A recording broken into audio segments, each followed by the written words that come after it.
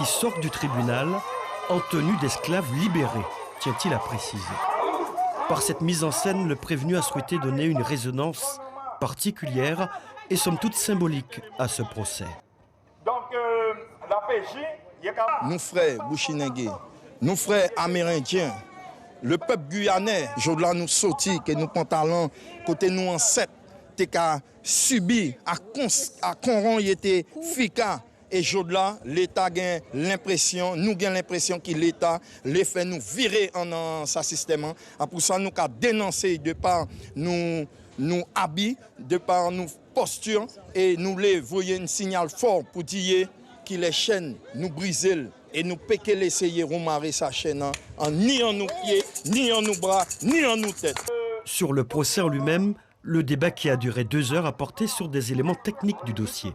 Les 3 avocats du prévenu considèrent que la citation doit être frappée de nullité, une première demande basée sur le fait qu'il n'est pas clairement précisé ce qui est reproché à leur client.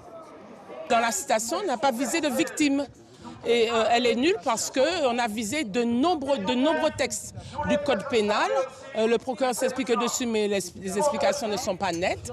De nombreux textes du code pénal sur lesquels on ne peut pas se prononcer. Nous, la défense, nous n'avons que la déclaration de l'apologie, mais ensuite, tous les autres textes ne correspondent pas. La défense a motivé une 2e demande en nullité en contestant l'interprétation qui est faite des propos d'Olivier Goudet.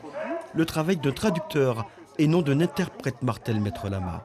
Les propos de M. Goudet ne doivent pas être interprétés.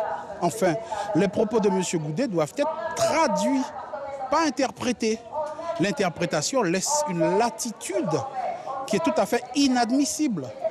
Il faut qu'il soit traduit, pas interprété simplement. Il faut qu'il soit traduit et traduit fidèlement.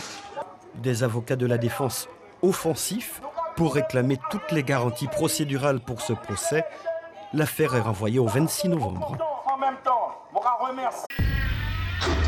Suivez l'info sur Guyana Première, télé, radio et Internet.